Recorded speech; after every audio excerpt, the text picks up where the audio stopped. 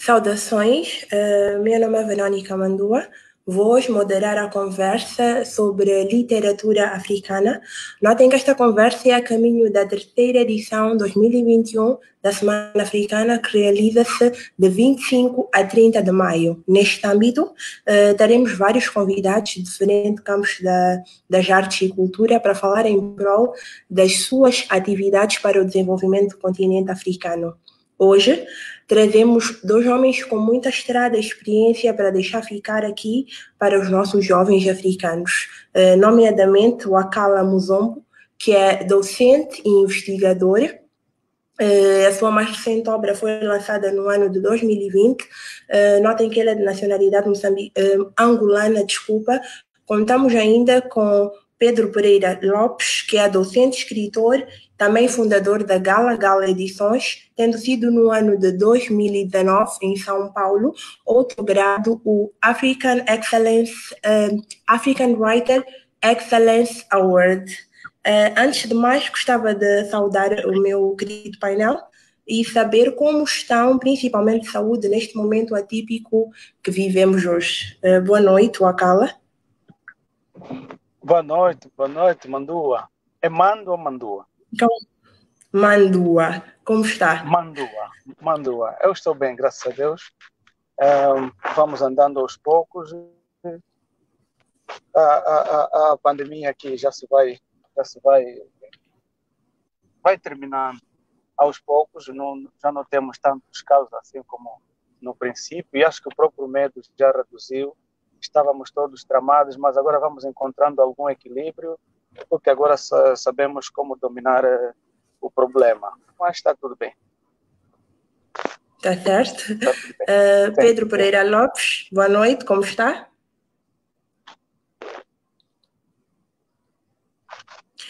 Pedro, vou pedir que abras o teu microfone.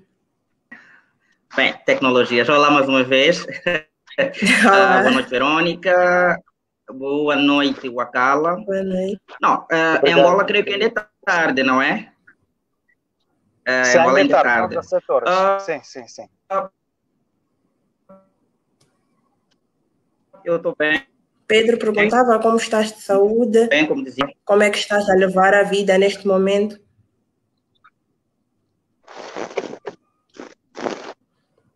Diferente assim da Angola, não é? Porque os casos da Covid estão a reduzir e hoje nós temos o Presidente da República que vai falar dentro de uma hora e esperamos por novidades. Mas eu estou bem de saúde, pelo menos saúde física, porque nesses dias a saúde psicológica, principalmente, espiritual, ela anda, de certa forma, fica afetada com esta nova forma de viver e de fazer as coisas, né?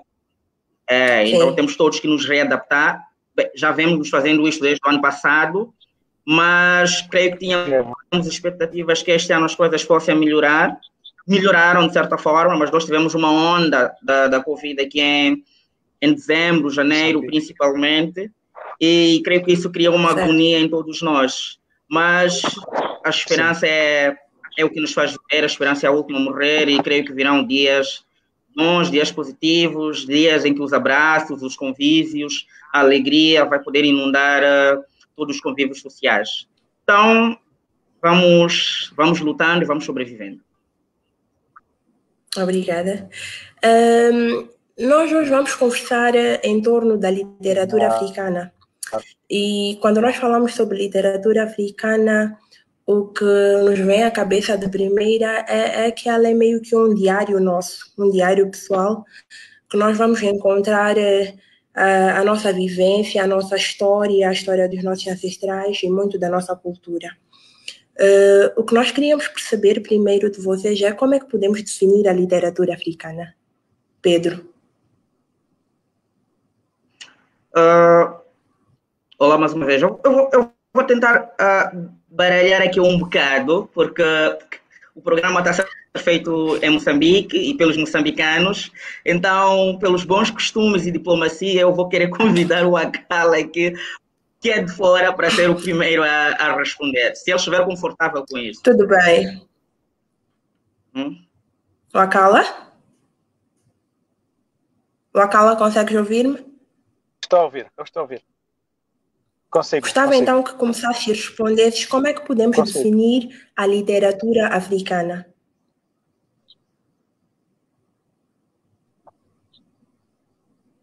A literatura africana é o retrato das formas de viver do povo africano, tanto seja a literatura feita oralmente, como aquela literatura escrita. Então, o relato das nossas vivências, das nossas canções, dos nossos viveres, as várias formas de canções, que já disse aqui, como as elegias, a ode, os hinos. Então, isso tudo faz parte da literatura africana. Mas há uma observação que nós podemos fazer, porque alguns teóricos chegam a classificar a literatura africana, por exemplo, a escrita, que é nova forma de se fazer literatura, é uma literatura meio europeia, porque se faz em línguas europeias, normalmente. E que literatura africana de gênese é aquela feita de forma oral. Certo. Pedro, vamos lá. Sim, é a literatura base oral. Já não tens como fugir. Claro. Olha, assim, eu não vou querer entrar aqui, ou querer entrar em conceitos e definir escolas de pensamento, porque o Akala fala aqui muito bem, e sempre vamos entrar em conflitos sobre, por exemplo, os europeus pensam aquilo que é literatura africana. Eu me recordo de uma discussão que eu tive num encontro no Brasil, onde eles caracterizavam parte daquilo que era de certa forma os meus livros, não sendo necessariamente africano, entre aspas, cito neste caso, porque ela não tinha marcas de africanidade, não é? A minha editora brasileira, a Rossana, ela esteve em Maputo em 2015, e eles estavam nas vésperas do lançamento do meu primeiro livro. Ela, em plena televisão, ela diz que ela não... cito, porque ela estava falando de um livro meu, ela diz que não era necessariamente um livro africano, né? Porque a cultura africana não era tratada diretamente. Aquilo gerou uma certa controvérsia, um certo debate, porque se levantava a questão o que é literatura africana. Então, o problema é que o conceito europeu, ou a forma como a Europa, ou o Ocidente, de certa forma, percebe a literatura africana, é uma literatura marcadamente, digamos, tradicional, com vestígios da palhota, da selva, com vestígios dos tambores, com os vestígios dos animais ferozes, que é marcadamente oral, não é? Ora, e nós levantamos esses problemas, não é? João Paulo dos Coelhos, eu lembro que ele tem um texto belíssimo sobre este assunto, o Miyakoto também já falou, e há toda uma tentativa moderna de recusar essa definição do que é literatura africana. Eu sou um desses, na verdade, apologistas de que literatura africana será toda literatura que é feita por um africano, não é? Então, eu não preciso de provar a ninguém que eu sou moçambicano ou que eu sou africano. Então, a minha literatura, por ser feita por um africano, ela é, de certa forma, literatura africana. E eu dei um exemplo bem caricato, bem irônico, porque aproximava-se essa questão do que é africano ou do que é europeu, tendo em conta aquilo que era escrito ou definido. E eu disse, olha, existe um escritor, boa parte dos textos de Isaac Asimov são passados ou na Lua, ou em Marte, ou em Júpiter, ou num outro planeta. E eu perguntava, será que aquilo deixava de ser literatura? Aquilo fazia dele um escritor marciano? Ou o escritor de homens imprudentemente poéticos, que se passa todo ele na Islândia. E tem um outro livro que se passa totalmente ele no Japão. Aquilo deixa de ser literatura portuguesa, deixa de ser literatura europeia, porque se passa no Japão, e passa a ser literatura asiática. Então, eu creio que esses critérios deixam cair, evidentemente, o que realmente é cultura ou literatura pertencente a uma e outra nação ou a um e outro país. Então, para mim, literatura africana é literatura feita por africanos. Tudo bem. Verônica. Pronto, se posso falar? Pode. Sim, rapidamente. O que o Pereira refere é certo. As classificações vão divergindo dessa forma, mas pensemos que, por exemplo, o Camões terá escrito os Lusíadas em África. Fala-se que veio em Ceuta numa guerra e prontos, teve cá problemas e não se sabe concretamente qual é o tempo que ele fez para escrever os Lusíadas, mas boa parte terá sido escrita aqui. Mas por narrar feitos épicos de Portugal, então os Lusíadas entram nos clássicos da literatura portuguesa. Se um africano, por exemplo, estiver a escrever assuntos sobre cultura espanhola, portuguesa ou russa, entra-se também em mais alguns detalhes em definir qual é a literatura que este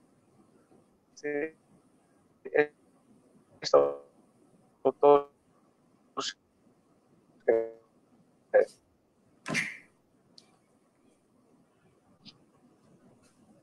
Apesar da sua nacionalidade. Há um exemplo muito da literatura de Castro Soromenho, que ele descreve. Pronto, aqui os consensos são difíceis de se encontrar, mas o importante é que nós devemos saber que literatura africana é toda a produção literária feita por um africano ou então sobre cultura africana. Acho que essa definição tornaria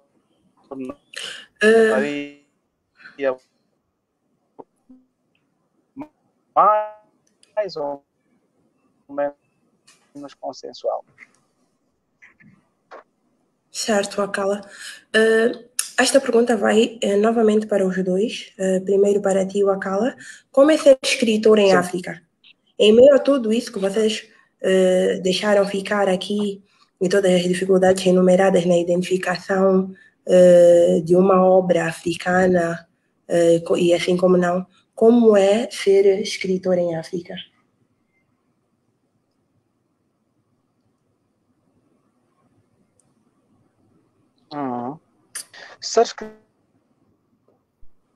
É igual a ser escritor de qualquer país. O importante é que saiba enquadrar a realidade que te envolve. Só temos dificuldades e problemas externos à nossa inteligência ou problemas fora do nosso domínio, fora da nossa capacidade, que são os meios financeiros. Agora, quanto àquilo que nós somos lá no interior, somos como qualquer cidadão, com conhecimentos para descrever a nossa realidade e da melhor forma. Infelizmente, há implicações que partem das editoras, os meios financeiros, nunca há patrocínios. Isto, um jovem africano, na nossa idade, dificilmente consegue. Por quê? Porque também os jovens africanos não têm muitas oportunidades. Nós lutamos pelo pão. Há muito jovem com capacidade e não consegue escrever, não consegue tornar-se escritor e morre no anonimato. Morre no anonimato por quê? Porque ele tem de procurar meios de subsistência, tem de fazer alguma atividade para poder viver. É como vender pelas ruas, que nós chamamos aqui zunga, andar pelas ruas vendendo, ou praticar buscar uma outra atividade lucrativa, mas que não a escrita. Então, este é o principal problema para se ser escritor em África. Eu já escrevi alguns livros, 2 livros científicos, por meios próprios. Não tive patrocínio de ninguém, estive em Portugal e aproveitei a oportunidade porque tinha alguns valores. Mas agora que regressei, a formação terminou, estou em Angola, isto é totalmente difícil. Um livro patrocinado por mim mesmo, não. Eu não consigo. Não consigo porque tenho outras prioridades. A prioridade é viver, manter-me vivo. Então, esta é a principal dificuldade. Mas, sobre as técnicas, sobre capacidade intelectual, capacidade artística, criativa, nós, homens africanos, temos e bastante.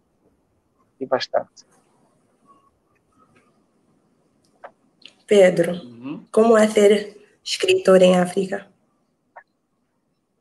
Uau! Oi, é assim, creio que o Akala faz aqui um resumo brilhante sobre o que significa ser escritor em África. O que significa ser escritor em África, tendo, por exemplo, usando critérios de comparação, um escritor europeu, americano, etc., creio que nada nos difere. As possibilidades criativas, imaginativas, creio que são as mesmas, não é? E isto depende mais de pessoa para pessoa, da sua educação literária como escritor, como artista, e principalmente de como ele percebe o mundo. Ou seja, falo mais aqui de atitudes de cada indivíduo, né? Para poder se expressar, para poder partilhar com o mundo aquilo que ele observa. Então, não creio que exista uma grande diferença de ser escritor em Moçambique, Portugal, Brasil, ou seja o que for.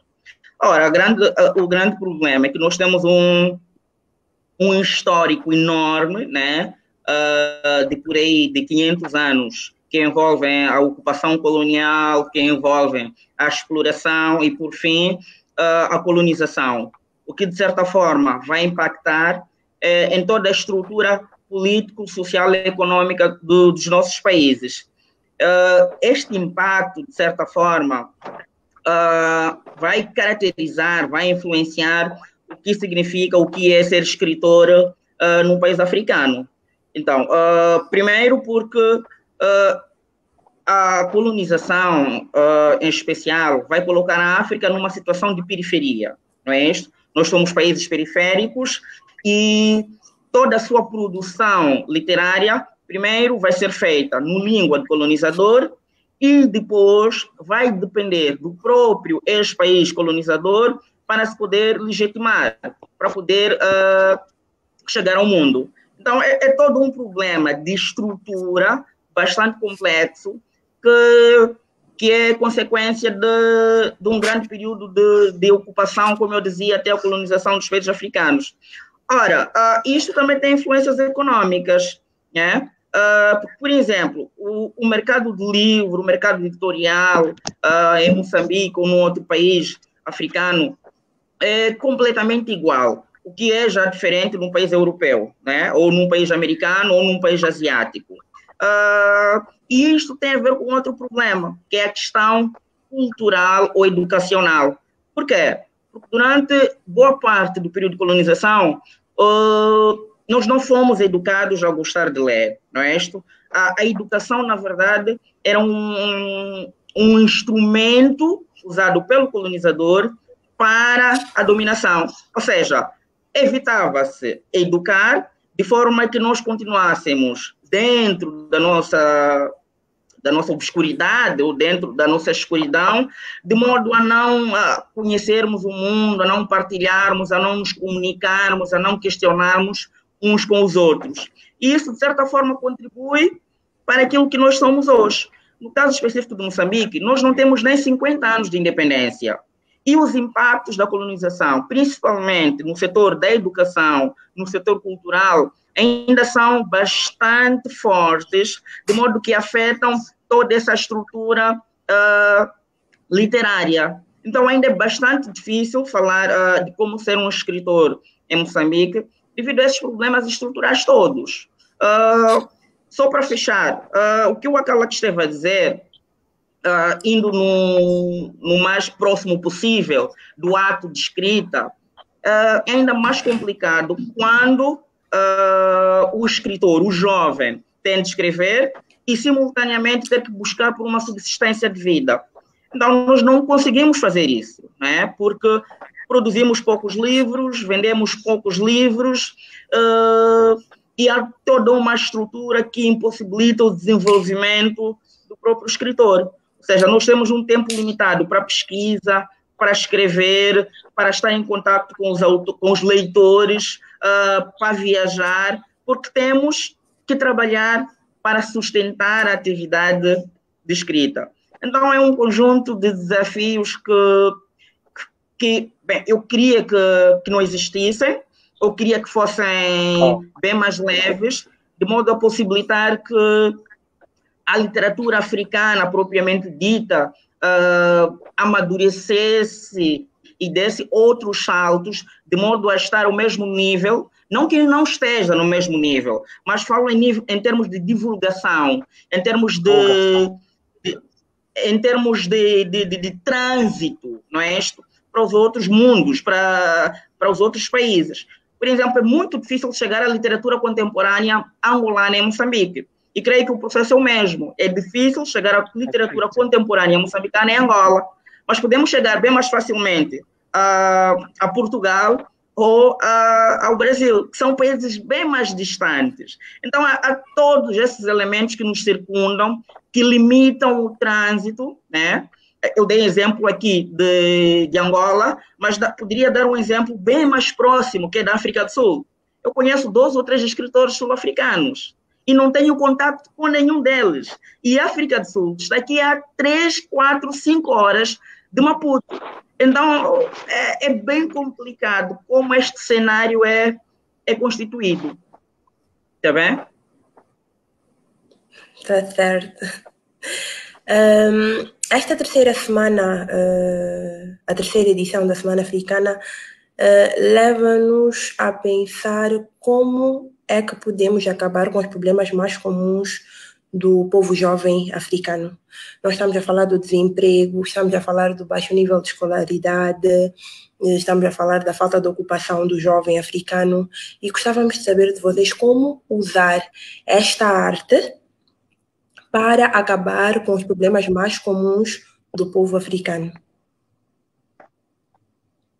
Pedro? Olha, a par das minhas atividades como escritor, não é? Eu trabalho numa universidade e faço pesquisas relacionadas com pobreza e desenvolvimento, principalmente. E uma das minhas teses, se calhar das teses mais fortes que eu tenho defendido, é que o futuro de África, o futuro de países como Moçambique, Angola, o futuro dos jovens, na verdade os jovens são o futuro, não é? Os jovens, as crianças são o futuro. Este futuro depende principalmente da educação, não é? E principalmente da cidadania. Mas ainda assim, a cidadania depende da educação. Todos os nossos problemas poderão ter sido ou poderão ser resolvidos se tivermos uma grande aposta na educação. Quando falo de educação, estou a falar de educação desde a tenra idade, não é isto? Desde os centros infantários, passando pelos níveis básicos, médios, ao ensino superior. Os nossos níveis de literacia em Moçambique são bastante baixos. Mais da metade da população moçambicana não sabe ler nem escrever. Estamos a falar de uma taxa de mais ou menos de 53% de moçambicanos que não sabem ler ou escrever. Metade desses que não sabem ler, que sabem ler ou escrever, tem apenas o nível básico, ou seja, tem até a 7ª classe. O que os torna, de certa forma, eu não gosto de usar muito essa expressão, que é uma expressão muito dura, que é a expressão de analfabetos funcionais, não é? São aqueles indivíduos que apenas têm uma educação básica e conseguem descodificar o básico que lhes é oferecido pelos jornais, pelas revistas, pela televisão ou pelo mundo. E esse indivíduo jamais compra jornal, jamais compra livro. A única coisa que ele sabe fazer é ler, escrever e assinar o seu nome. A outra metade é aquela metade que nós esperaríamos demais delas, da sua contribuição, do seu pleno exercício de cidadania. Mas, se formos a ver, todos esses números são reduzidos a um número bastante ínfimo. E o resultado, no final, é uma grande quantidade de gente que não sabe ler ou não escrever, que é pobre e que não participa efetivamente no processo democrático, no processo de desenvolvimento do país. Então, veja que a educação é a chave para isto. Ora, é claro que a educação não é tudo. Diz-se, por exemplo, que o Zimbábue tem 95%, se não me falha a memória, do seu pessoal alfabetizado, da sua população alfabetizada. Mas isso não faz do Zimbábue um país desenvolvido.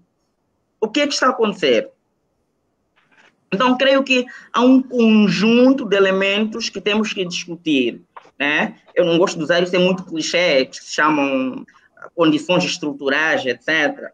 Mas eu ainda acredito que, para exemplos como a pobreza e etc., a educação é a chave para o desenvolvimento. Na verdade, o presidente Samora Machel, o saudoso Samora Machel, já dizia isso, né? Que é preciso dar a educação ao povo, que é para o povo participar. Ele chamava de educação como a luz para os povos, né? Então, a educação, para mim, é a chave. Só educando, teremos mais leitores, teremos mais participantes, teremos pessoas conscientes dos seus direitos e dos seus deveres.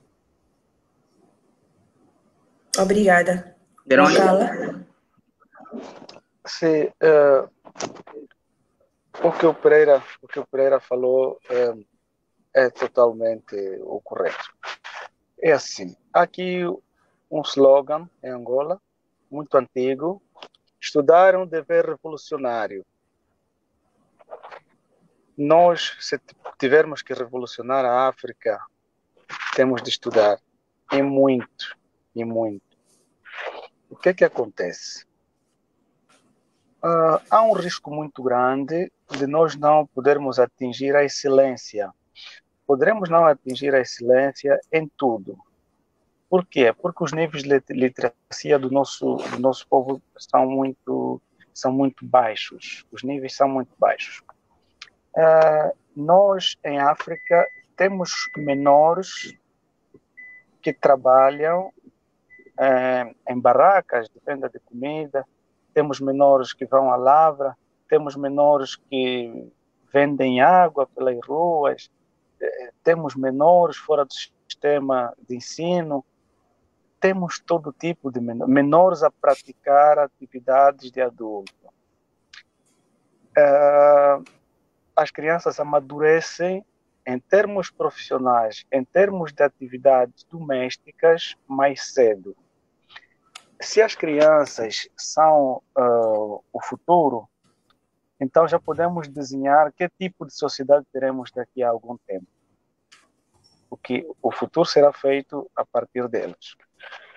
Então, para mudarmos isso, para que a literatura possa contribuir para o desenvolvimento da África, temos de criar condições para a educação das crianças e dos jovens, mais fortemente.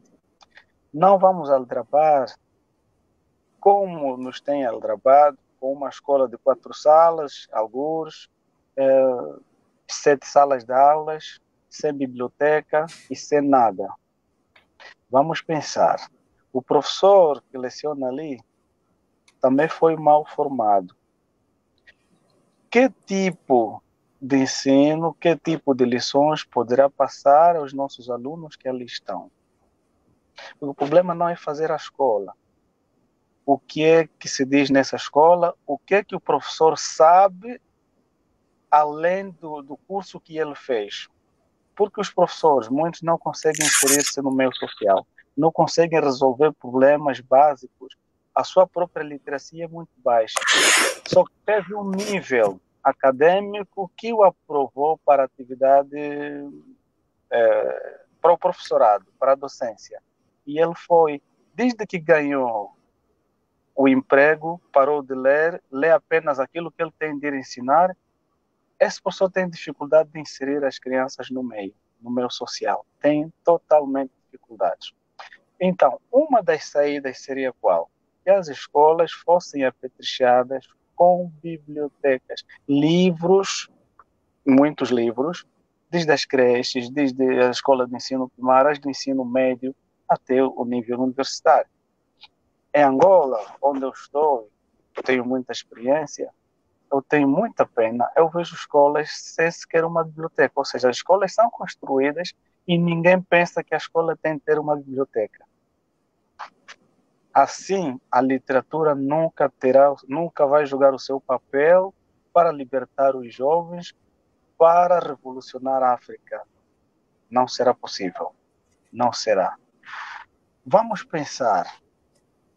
No período colonial, a literatura teve grande influência para as independências que hoje temos.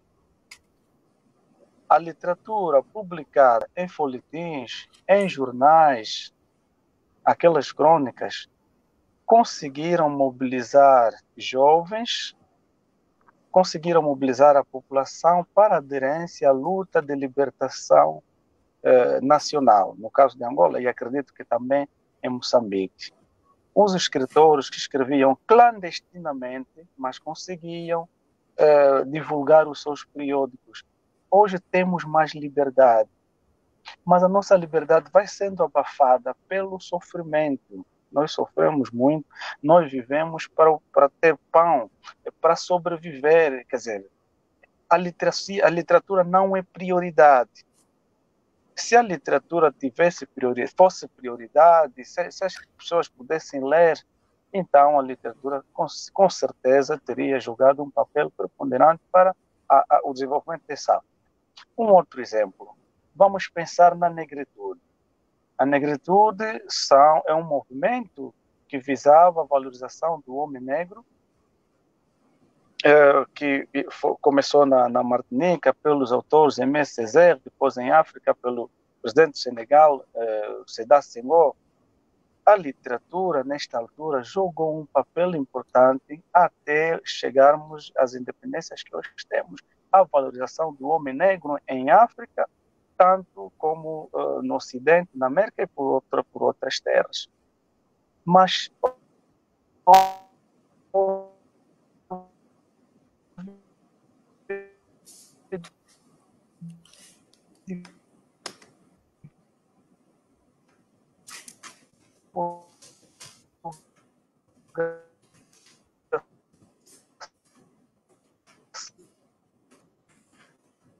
houve promoção da leitura.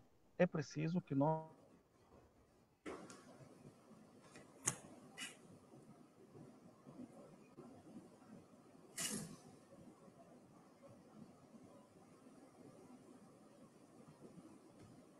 consegue ouvir-me?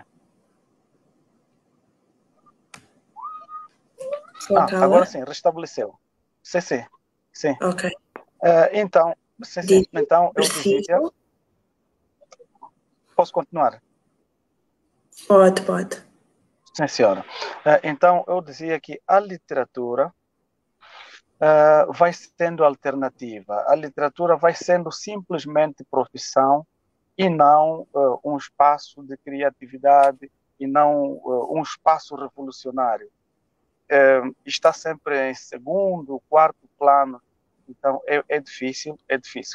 Para conseguirmos, temos de divulgar os livros, temos de fazer promoção da leitura para os jovens, para todas as escolas, temos de mostrar que ler é importante e só lendo é que nós teremos capacidade para o desenvolvimento das outras aprendizagens. E nós, em África, isto é raro. Falta-nos muito. Obrigado. De nada. Nós temos aqui um comentário do Adelto Mulumba.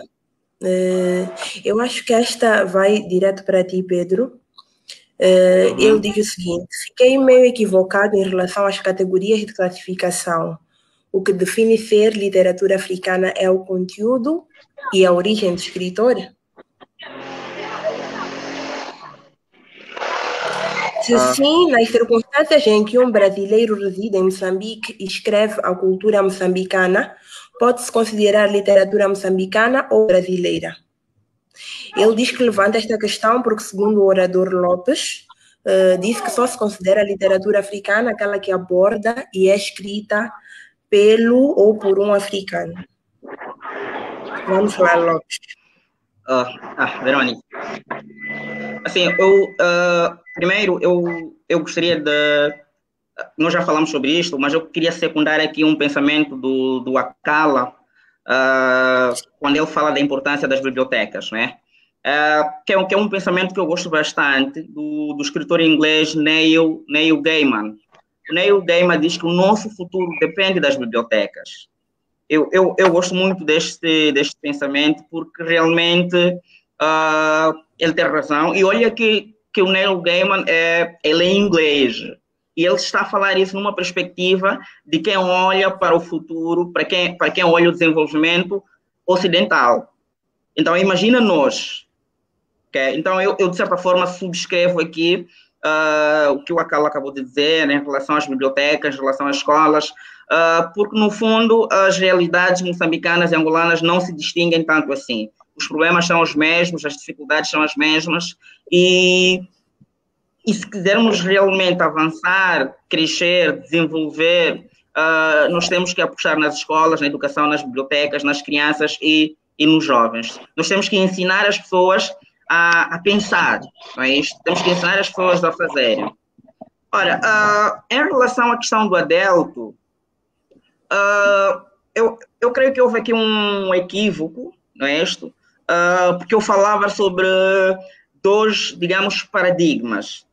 Mas esses dois paradigmas, eles olham para a literatura africana tendo em conta a origem do escritor.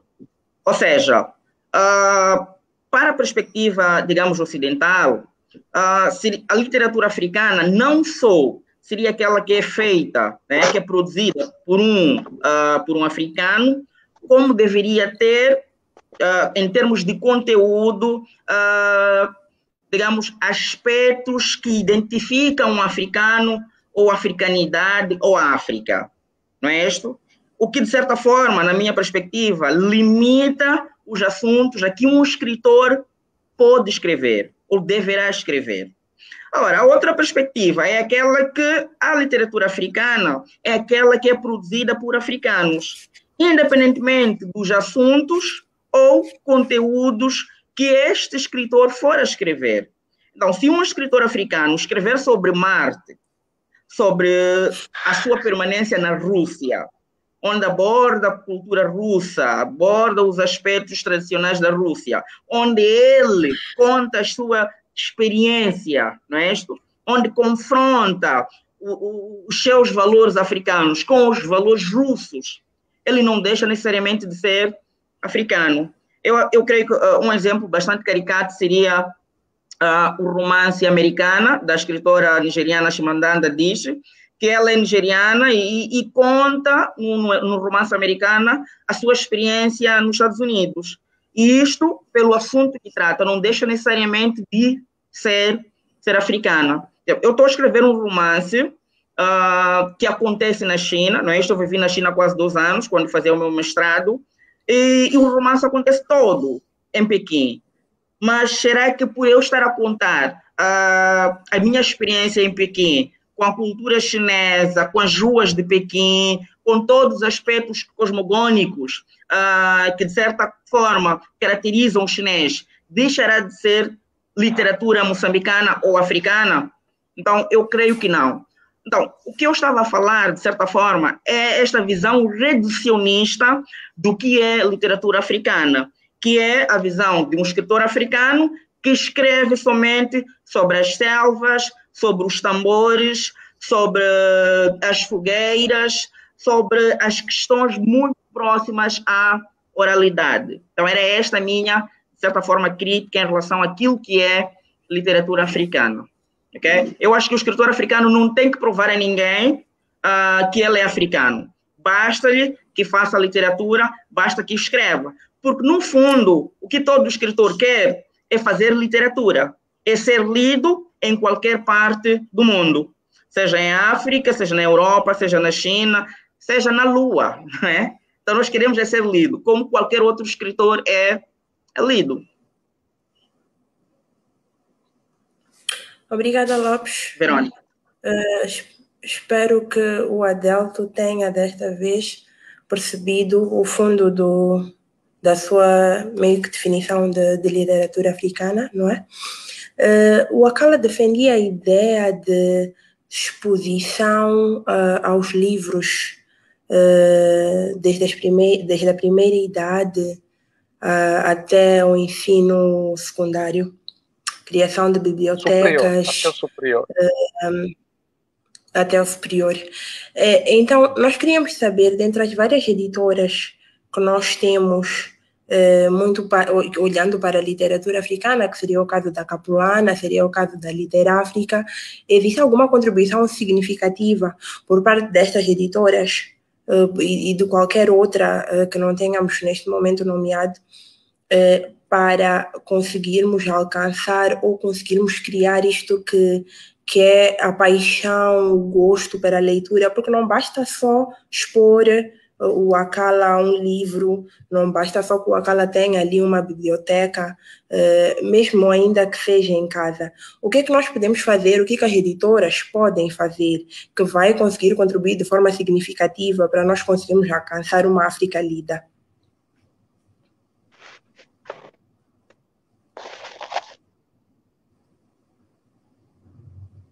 O Akala. Para mim, Verônica. Tá bem. Até aqui, acredito que as editoras têm o seu trabalho feito a seu nível. Tem um trabalho feito a seu nível. Porque eles só produzem a quantidade de livros que nós definimos. E a quantidade produzida, a quantidade que se define, depende do valor que nós damos. Acredito que também as editoras não têm tanto para promover os livros, porque até a sua promoção é meio uma exposição dentro. Algumas editoras têm livrarias. Se uma editora já possui alguma livraria, a exposição acontece dentro da livraria. Se não a possui, então a editora tem mais um caráter comercial que outra coisa. A editora é comercial. Então, eu vou para a editora, pago algum valor e eles fazem o meu livro. Se não pago, não fazem. Então, a editora é comercial. Agora, no sentido do que eu falava,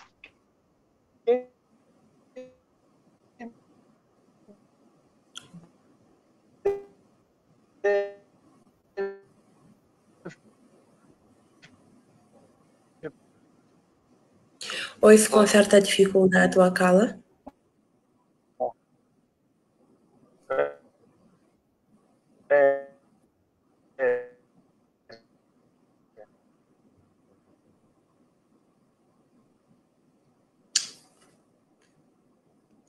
Não só promover o livro. Quem deve promover a literatura?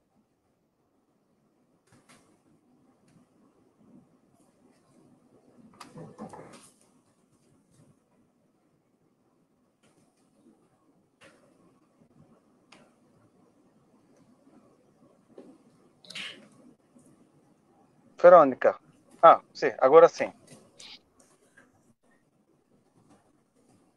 Sim, agora sim. Ok. Sim. Quem deve promover agentes da literacia? Os agentes da literacia são os estados, são os governos, são os ministérios, são as escolas, são os professores. Esses são os agentes da literacia, são os que devem promover a leitura em atividades ou mesmo na própria escola, como em vários ambientes de literacia, em museus, em praias, em jardins zoológicos e tantos outros lugares onde a leitura se pode processar além do ambiente escolar, porque não podemos só ler na escola, porque a nossa vida não passa só na escola. O que nós estamos aqui a fazer, embora tenha sido fruto da escola, mas não estamos na escola. Então, os professores devem dotar os alunos com capacidade para se inserir no meio. Os alunos devem defender os seus pontos de vista, tanto na escola como em outros lugares.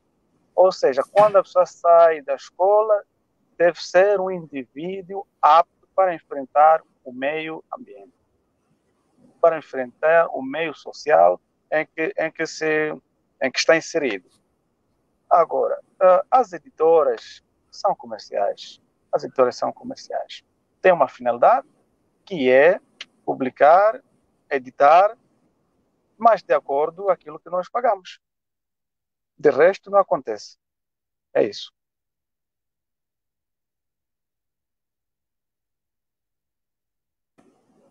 Pedro, contribuição significativa por parte das editoras.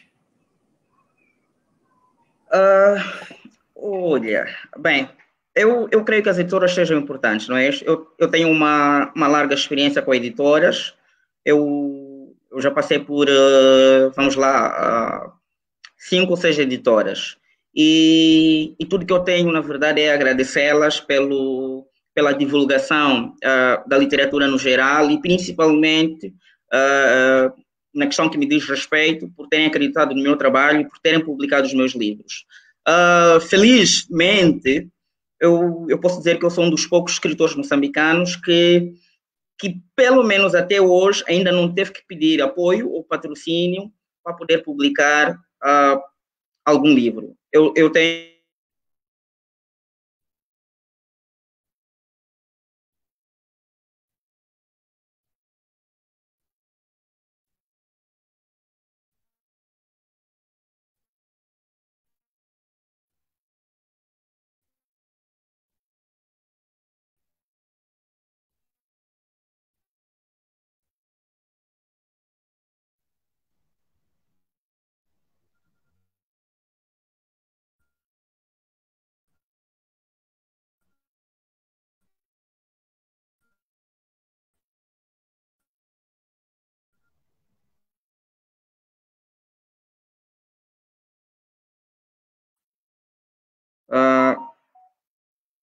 creio que é algo assim.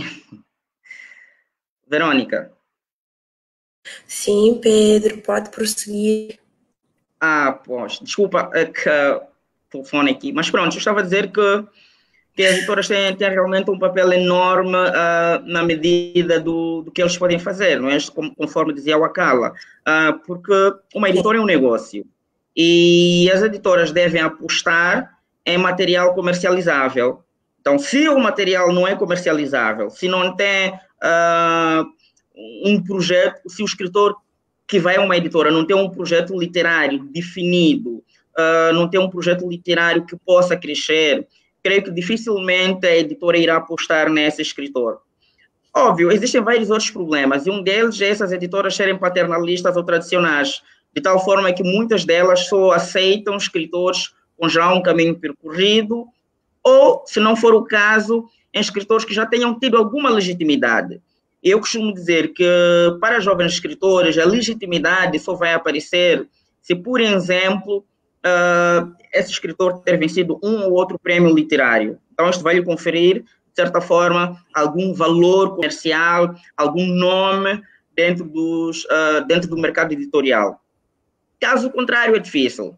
Ora, outra coisa que podemos colocar em causa é se esses escritores, melhor, se as editoras realmente estão a fazer o seu papel.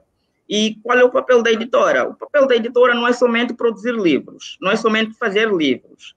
A editora deve ter um acompanhamento, não é, para a carreira do autor, deve acompanhar a divulgação do livro, deve acompanhar o intercâmbio do autor da obra com o seu público leitor.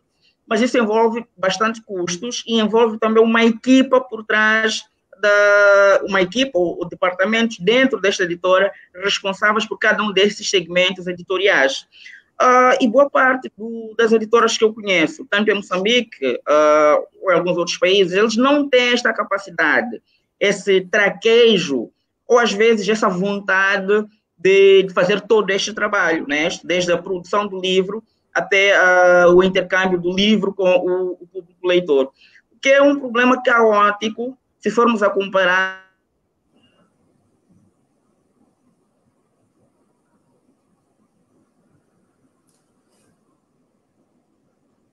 com problemas que se resumam somente às editoras. Mas não podemos, de certa forma, descurar ou negar o papel das editoras no desenvolvimento da literatura, principalmente feita por jovens. Eu publiquei o meu primeiro livro, quando tinha 23 anos de idade. E foi uma editora que aceitou fazer isso. Não é? Esta é uma editora sobejamente reconhecida no mercado literário moçambicano. Mas é preciso fazer mais. Okay? Se existissem, por exemplo, apoios sectoriais, apoios por parte do Ministério da Cultura ou de outros fundos de apoios a investimentos culturais, creio que nós teríamos editoras com maior poder financeiro e que pudessem fazer mais pelo valor ou pela divulgação de literatura. Se tivéssemos apoios às gráficas, não é isto, para a produção de livros, isto iria conferir um maior poderio ao parque gráfico, tanto, por exemplo, em Angola como em Moçambique, o que iria fazer com que a produção de livro fosse menos cara. Então, se a produção do livro fosse menos cara, muito provavelmente a divulgação ou a venda desses livros também estaria menos cara. Então, há todo um conjunto de elementos que podemos arrolar, que estão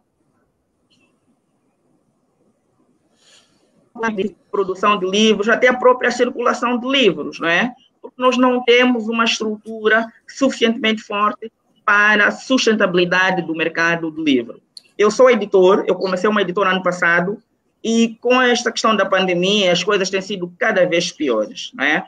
Então, é toda uma questão de procurar sinergias e ter forças para poder subsistir.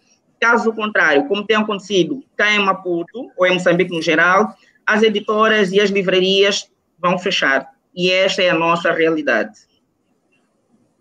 Verônica?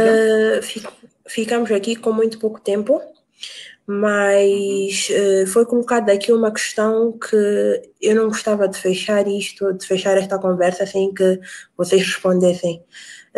Se a língua constitui um entrave para a divulgação da literatura em África. E se sim, de quem é o papel de fazer estas traduções? Vou começar pelo Akala, vou pedir que responda de forma breve, que é para não extrapolarmos o tempo. O Akala. Só repetir a pergunta, Mandua. Repetir a pergunta. Se a língua, acredito que a língua portuguesa, sim, constitui um entrave para a divulgação da literatura em África. E se sim, de quem é o papel de fazer as traduções? Não vou por ali. A língua portuguesa, a língua que nós falamos, maioritariamente falada, não é um entrave para a divulgação, para a promoção, até a escrita da própria literatura. Pelo contrário, em países como Moçambique e Angola, que temos várias línguas nacionais, se as nossas obras fossem escritas numa das línguas nacionais, acredito que elas ficavam cercadas a nossas etnias. Por exemplo, eu sou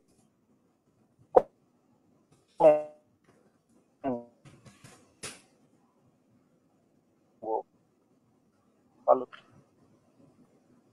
Congo, sou dessa etnia.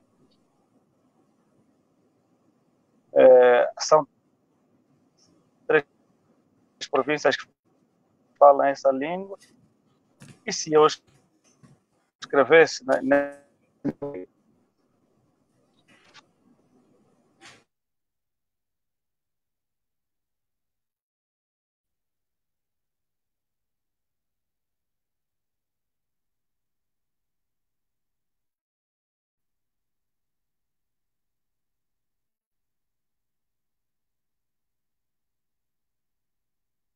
Verônica, será que o Akala terminou?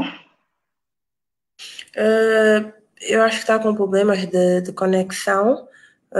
Enquanto ele restabelece, eu vou pedir que respondas na questão, por uma questão de tempo mesmo. Bem, se calhar eu tenho uma opinião um bocado diferente da opinião do Akala, né? No fundo, a questão é uma questão bastante geral, se é língua, não necessariamente se é língua portuguesa. E talvez a resposta pode ser sim e não. Sim, se, por exemplo, percebermos que Moçambique é um país que é circundado por países anglófonos. Moçambique é o único país na sua região, pelo menos que faz fronteira, que fala português. Então, Moçambique não tem acesso à literatura nem do Zimbábue, nem do Malawi, nem do Botsuana, que está um bocado mais distante, nem da África do Sul, e nem de Suazilândia, e nem da Tanzânia. E creio que isso já é um problema bastante grande se quisermos falar da circulação, do trânsito, da literatura, dos escritores, pelo menos na região desse ADC. Ora, a nível continental, há um problema que eu digo que é estrutural, que é resultante, muito provavelmente, da nossa herança colonial, faz com que nós sejamos pequenas ilhas que escrevem línguas do colonizador e que o grande sucesso ou divulgação dependa também deste grande colonizador. Então, há uma espécie de aceitação paternalista que nós temos que concorrer ou ganhar, não é isto? Para que a nossa literatura seja respeitada e divulgada no mundo todo. Então, um nigeriano, por exemplo, tem mais possibilidades de ser conhecido no mundo porque escreve em inglês e que provavelmente tem mais facilidade de chegar à Inglaterra, onde depois vai sair uma crítica muito bonita do Washington Post e uma crítica no New York Times, e daí ser traduzido para todas as línguas francas literárias. O francês também. Agora, o português,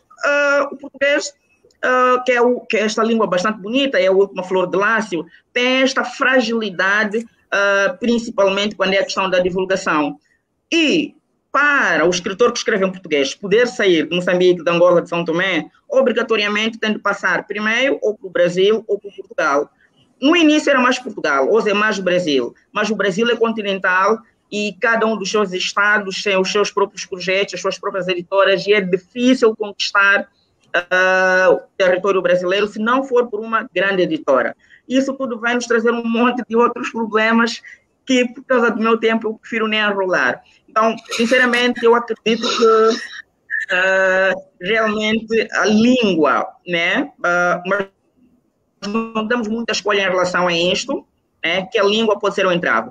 Soluções de quem é este papel? Olha, creio que tem que haver mais cooperação a nível dos editores, a nível das editoras, a nível principalmente das estruturas governamentais.